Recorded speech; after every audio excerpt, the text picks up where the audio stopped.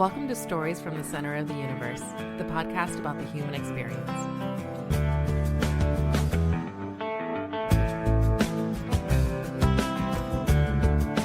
Leah, Coleman, welcome to the Center of the Universe.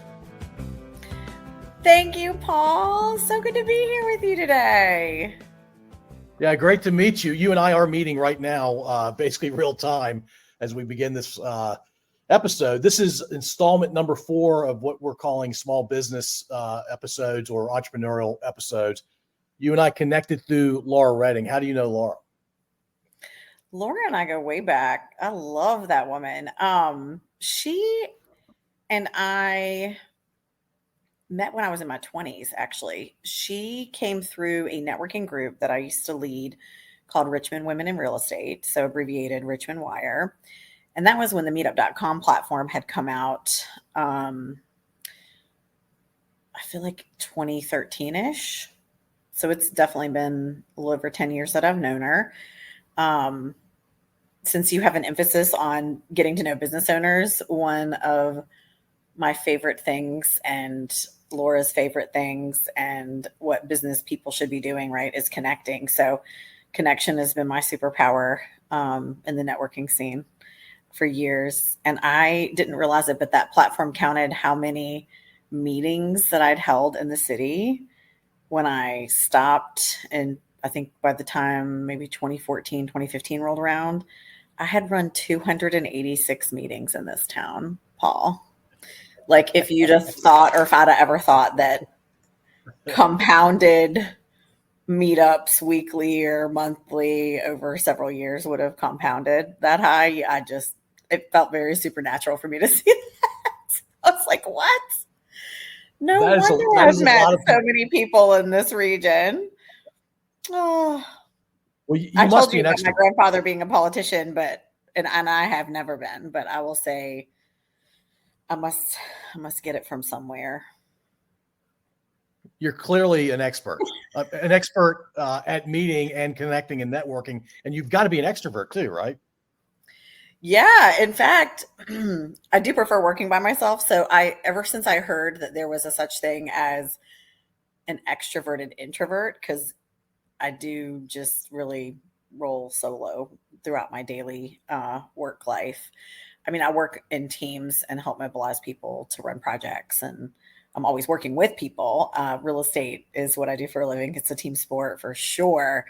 It definitely feels like I have a lot of opportunity to kind of work by myself. And so it keeps me in the zone of having to stay self-motivated and scheduled well. And lately I've been kind of on this thing, especially since the pandemic, taught us all how to prioritize what really the priorities should be. I decided that I never wanted to put high pressure on my schedule ever again, like the way we used to live before COVID. And I allowed myself to just enjoy scheduling instead of like a heart and hustle type season. I live by faith now, and I feel like God has been sharing with me, all right, honey, it's time to leave the heart and hustle season behind and step into a peaceful, harmonious, intuitive, strategic flow. So yeah, I've enjoyed shifting throughout the years and evolving.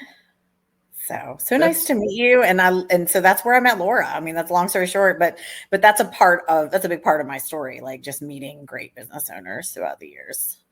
She's done a few ventures.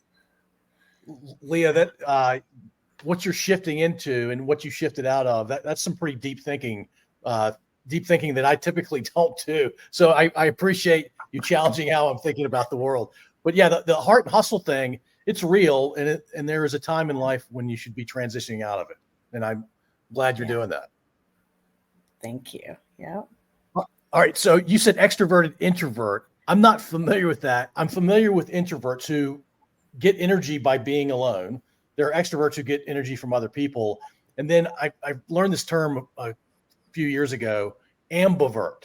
So you can play in both worlds, and you can't stay in either all the time. You may be an ambivert. You know, if that's the mix of the two, then that might be it. And it gets too people-y for me sometimes. So I can say that, yeah, if I function in a little both, then yeah. Yeah, it's all good. So why real estate? What got you into it in the first place, and what do you like about? Because you still do it.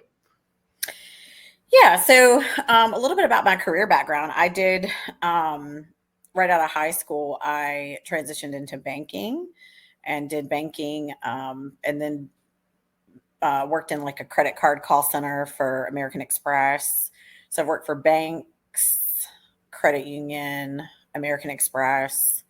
So it just gave me throughout the years a really healthy understanding of financial things and how different products work. Fascinated by all of it. Ended up getting married really young. Unfortunately, things didn't work out, but bought our first home in that experience. And sometimes they say that when things don't work out and you lean into some of those, some people might call them failures, I call them all lessons. When you lean into the lessons for the learning, sometimes those moments become your greatest catalyst for like some of the purpose in your life. So I was really young in my 20s. And so most of, and I know a lot of people talk about the healing from childhood trauma. Mine was adulting trauma. Okay.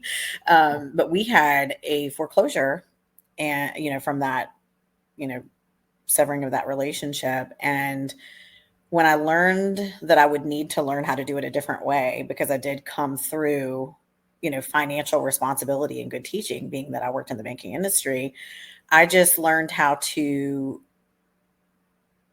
do an investing side of things and have to do things creatively. I learned how to save people from foreclosure. I learned that some of the top reasons that people sell are divorce, job loss, sickness, death, jail time, drug use. There's all kinds of reasons that people have to sell pretty quickly. So I learned how to problem solve some of life's really complicated situations in that vein of business. And so then fast forward to 2008, I started doing wholesaling. That was, I believe, the year Obama went in office, the big car bailout he did back then, housing bailout after that. So I was wholesaling contracts, and you're focused on really highly motivated sellers that are in distressed or have distressed property. So you're buying low at wholesale prices. And then your goal is to help figure out the right budgets to get them fixed up, make them beautiful again, improve the value, and allow a resale. But in between, you'll find investors that'll pay cash for those properties that do need renovation, who can also close quickly because they have cash, who can help people out of even like delinquent taxes. So that might have been one of the reasons that I forgot to name about motivation for selling.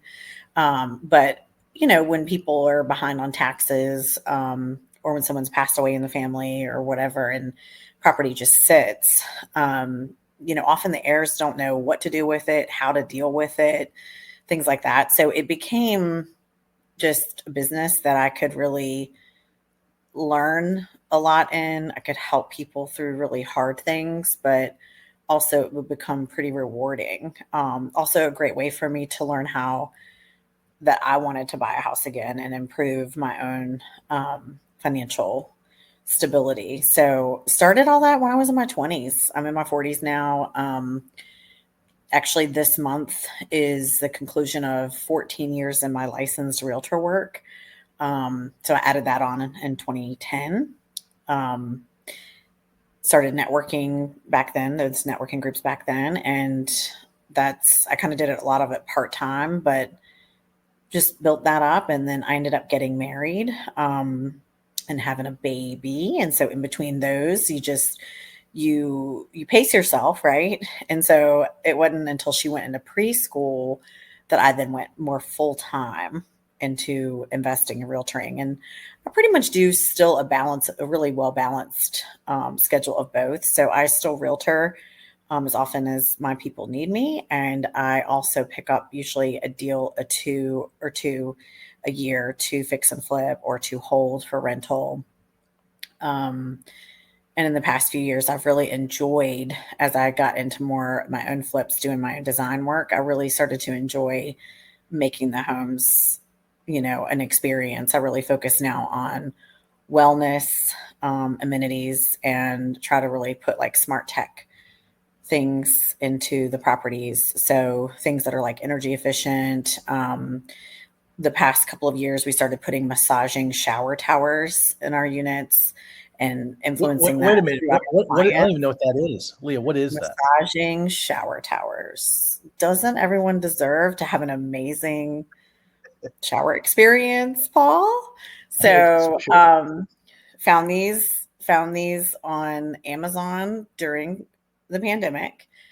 And yeah, they're stunning. There's all these different features on them, all the different water pressure settings.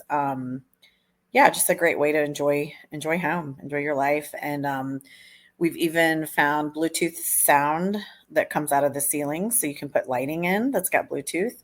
So you can sync up your device to that, and some that change lighting. So I did some research on mood and color. Yeah, it's different. So I'm more into, if I'm going to influence a space now from a design perspective, I want it to be like a whole experience. So it's been fun. Really cool. It's been fun and innovative, and yeah. It sounds really fun. Yeah. So I did me into Airbnb stuff too. Oh, sorry, Paul. No, I was gonna say when you do a fix and flip, or even an Airbnb, you're basically the deal maker between the people that are looking to invest and the folks that, in the case of a fix and flip, maybe the children of somebody who just passed away and they don't know what to do with that property. Yep. Okay. Yes. Yep. I've had people tell me fix and flips are amazing, and I've had other people tell me you'll never make money doing them. But I imagine you have to do a few of them before you figure out how to really optimize. Yeah, I think like anything in life, the better you can get at calculating your risk, and in that space, it's your budget, your renovation budget. So the better you can get at managing a budget, estimating it properly so that you know how to control your cost, after purchase, and then also purchasing right. Like some of the things that started happening during COVID was a lot of bidding wars where things were just getting really bid up. It gets dangerous when you pay too much for a house that needs a ton of work. And in the properties that are in the region where my focus has been in the city. So typically the properties that we're renovating were older too. So they're built in like the 1900s, the 20s, the 30s. That's where the majority of the neighborhoods around here, started. And then you start to get into the counties, and those are, the 60s, 70s, 80s, 90s construction and up. So you'll notice the difference, and it's harder to find materials, with the older homes sometimes. However, wood floors are kind of a staple, and people love to see refinished hardwood floors. And some of those floors they're stunning when they're done. Yeah.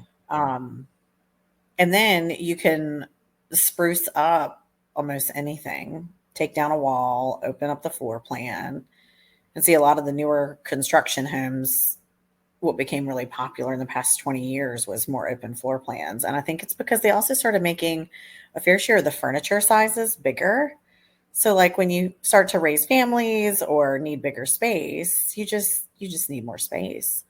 I tend to work on smaller homes because I've just loved cottages and bungalows my whole life. I also grew up in 80s built modern contemporary home with our family. And so I've loved the moderns as well. So I feel like a lot of my, my trend of the ones that I've worked on have just been a little nostalgic for me, connecting my dots since I've lived in capes and, moderns. Yeah. You before we started recording, you shared that you've kind of worked and lived all over the city, mostly a work comment, I think.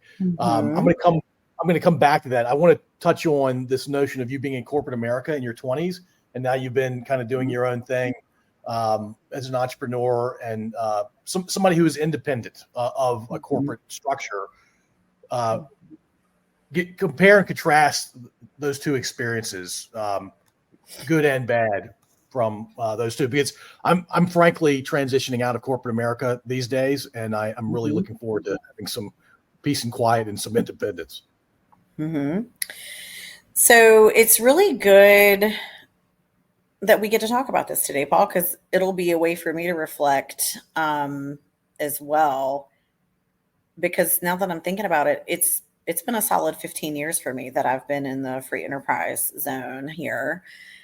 I'd say if I could give and share some differences, I think what corporate America does really well at is giving us all structure and set hours to work and expectations and policies and procedures and direction and operational direction and people that surround us that, whether they're on teams with us as, same position type colleagues, or whether we're, learning from someone that's above us that we report to, or someone's reporting to us. There's all these levels and hierarchies of positions and talent pool, to get stuff done. I think if you take that mindset into free enterprise and you challenge yourself well with it, like even if you wanted to shift into free enterprise for a multitude of reasons, many find themselves here for time freedom. And it is one of the most alluring, rewarding parts of free enterprise. However, it can also become really toxic if you don't plan and stay self-motivated and manage your time well and such. And so that's why I think, and I did play team sports growing up. That's why I think I've really enjoyed the transition of coming out of corporate America from those perspectives and then into real estate and business. So everything for me has felt like a team sport, and it doesn't get boring. It's different every day. I'm working with different clients. I'm working with different files. I'm working with different properties.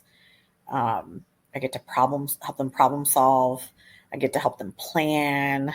I love that. I think it's awesome to be able to walk alongside someone and help them meet their goals. And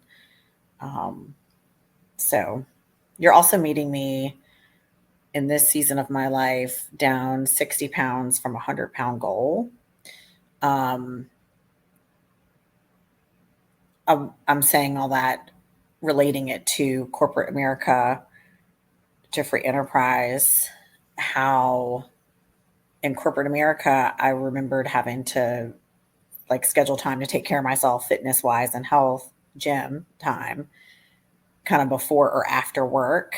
And now that I've been in free enterprise and I'm on a health journey and kind of restoring and refocusing a lot there, I've also learned that to have the freedom to be able to plan things and do things when I can and when I need to has just made all the difference in the world, also in my fitness and my health and wellness journey. And I think that in life, everything is a balance, although you'll never balance it all. And to say that you're going to try to balance some is going to be worth the effort and any effort that you make. But please understand, my friend, there's no such thing as balance. I've always learned it's either a little up here and something's going to be off a little down here. So just know that if you put the effort in, it's an input output is what I've noticed. And what you put in and what you focus on grows, and that which you starve dies, my friend. So learn how to manage your time, your productivity, look at your cash flow patterns, your seasonal shifts of whatever business type you're in. Yeah, you just learn to manage it all. So it's a lot. Feels like a lot. Congrats on the weight loss. That's amazing, and that takes real discipline and real effort and real. I'm getting used to the word intentionality lately, but I don't think you can lose that much weight or perform well in any endeavor or strive towards any goal without some level of intentionality. Oh yeah, and in this case, I didn't do it all by myself. I hired some coaching. I did also Medi weight loss. I started with that, and then went and found a fitness trainer, life coach, and amazing help. So it takes accountability sometimes, even beyond what we're motivated to do for ourselves. No, absolutely. Good. So that's all right. You and I have been all over Richmond, either living or working for a while. I'm in my 50s. And right now I've partnered with Laura Redding in a home staging business. And so I've seen parts of the city that I either have not ever seen or have not seen since I was maybe a kid. What are some of your favorite parts of the city? Oh, well, this is when I get to tell you. I should invite you and Laura to do this with me, by the way, next month. But this is when I get to tell you about how I started taking tourism classes about 5 years ago. The city of Richmond's visitors center office offers it, and they were doing them quarterly at one point. But if you go once a year, the residents, can go for free. It's a complimentary class, and you end up touring on a tour bus with a historian tour guide who has the best personality. His name is Bill. The best personality, and he runs the Valentine Museum. So history in Richmond is rich. That's one of a lot of people's favorite things to learn about. And a lot of people love that there's so much to do around the river. So there's a lot of outdoor activities, a lot of water activities. There's also tons of hiking trails. There's also a nonprofit group that made it their personal soul mission to take a 10-year stretch of time and paint art wall murals on buildings everywhere around here. And that became landed its own documentary. So there's lots of sorry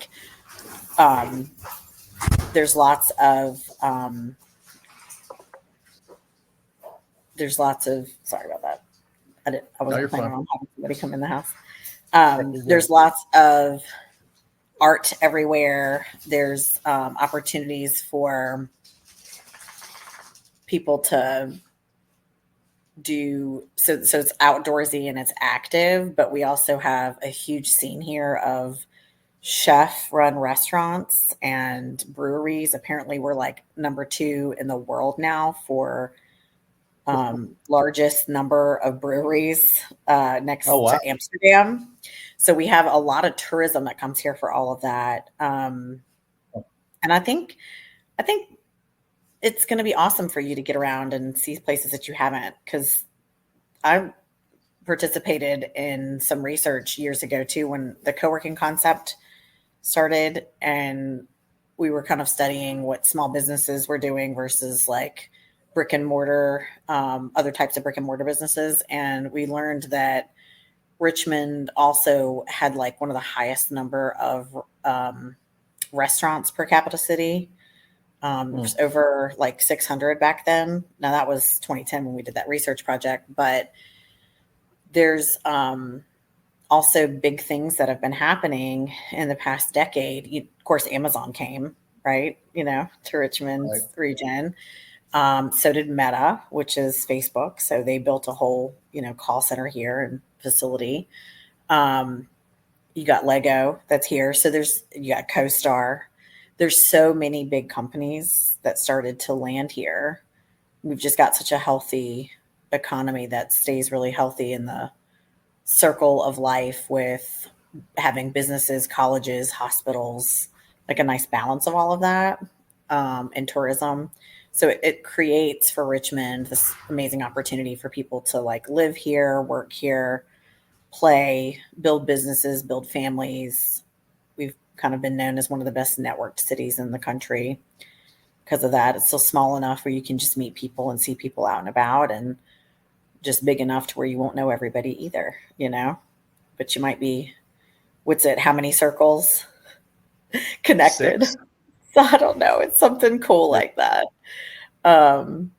It's just really cool. It's a really neat city. So there's definitely lots to do, which that's actually what landed me into doing Airbnbs also.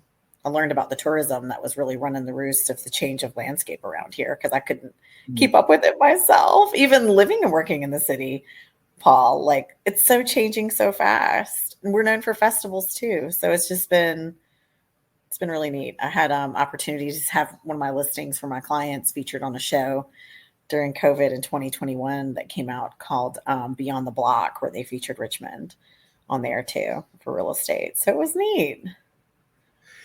Yeah, Richmond, because you and I have both been here a while, it's hard for me to see that. And I've never, in fairness to the city of Richmond, I've never lived in the city. I've lived really close on the north side, but I was technically in Henrico. I go into the city a fair amount of the time. But I've been told by folks that have grew up in Richmond, then moved away and came back, that we kind of put off this, and I don't mean to fully compare us to Austin, Texas, but we kind of put off an Austin vibe. There's just a lot of diverse, creative, fun, engaging things to do. And that was not the Richmond of my childhood. Yeah. I mean, now it's like creativity, it's innovation. The food truck industry really took a nice launch out of Richmond. I mean, that food truck culture is big too. You know, and you're seeing a lot more of that nationwide. It's gotten a lot more innovative, you know, and tech, and people are paying attention to all kinds of stuff. It's just neat. It's a neat time to be alive. It's a great time for you and Laura, and really anybody to consider going into business to do something they love. There's, you know, we're people that are so busy now. They say that the service industry is really on the rise for businesses, for small businesses to open in those, you know, categories that just of services, you know, for people. I think it's a great time to bet on yourself and apply yourself and see where it takes you, you know? I love it. All right, let's close out because we're approaching 30 minutes, and I told you we'd be roughly 30 minutes. Tell me about the Facebook group that you lead called Boss Babes RVA. Oh, yes. Thank you so much. Well, Richmond has really, really embraced the women's work in the region. Historically, you know, the gender had not, you know, had the ability to earn in the same level of glass ceiling financially in the job market, as our male counterparts. And so there's also a growing statistic that women-owned businesses are some of the fastest and most being opened now as well, nationwide and globally. So there was a founder that I ended up meeting online called, her name was Christine Greenberg, and she and her mom started this amazing bridal shop together off of one of her passions, and they kind of run the wedding industry as well. But so shout out to them. It's our 10th year. But basically, circa between 2018 and 2020, I was able to start to engage in helping lead some of Boss Babes RVA's efforts in the city and giving them opportunities to meet from, you know, that online experience, because we're just a private Facebook group, into an offline to do meetups and taking people out, scheduling, you know, connections, networking events. We also had this really cool, at that time, it was a co-founder and a group of volunteers led with a bunch of other business owners, but they started doing conferences in the area. So we've grown from, it was around 4,500 members online from when Christine and her team had it. Then when I picked it up, of course, COVID really multiplied this effort, but when everything went virtual, but we grew our highest number to 10,900 members. Wow. That's where we were last year. Last year I also dealt with a cyber hack where I lost the whole community, lost all my pages. Just got the group page back a few months ago. So we're literally just starting back up our efforts. We don't know how the algorithms are going to go. It's a big social experiment, but we are grateful to have said that in the 10 years that we've had together, I mean, just 1 year, I looked in our group insights on our back page and it said we had 99,000 comments and engagements in 1 year. Wow. So it was, the Richmond magazine did interviews for us and they said, it's like a 24/7 brain trust. Like you're online. So you 24/7, you can just post and publish whatever you need. It's resources, it's connections, it's referrals, it's business advice. It's, oh, I've got to schedule this tomorrow. Can anybody help me? So yeah, referrals of all kinds. So Richmond magazine's done articles on us several years in a row during COVID, and we're just really grateful to support a lot of the women's work in the region and propel it forward. Leah, who would hack a group like that? What kind of person would do crooks that? and criminals. Oh, that's all. It's a long story, but for another time, because I know we're running out of time. But my best advice to everyone is definitely check references on any companies that you would hire to do any cyber investigations for yourselves. This one stemmed from the actions of, I had my bank account hacked several months in a row. Last year, it was once a month. I kept getting these charges randomly from California, different companies. Bank kept changing my debit card every time. And I just kept noticing something was off about it. So went to hire someone and they ended up being a hacker, but their whole professional profile looked legit. So I just, it happens and you hear about it happening. It happened to me. I'm grateful it wasn't worse because it was very vulnerable. It was savage. I mean, that hacker was selling furniture under my name, under my identity. It just became very unraveling to personal and business life, especially when you're somebody like me who's been networking in the region for over 10 years, building relationships. Like relationships are your lifeline to your business, they're all your connections. So one of my girls said it best. She said, if this wasn't such a special place to be, it wouldn't be threatened. And so let's just do the best we can and hold tight, Well, it seems like you're on the other side of all that craziness. I'm sorry that happened to you. That's a bummer.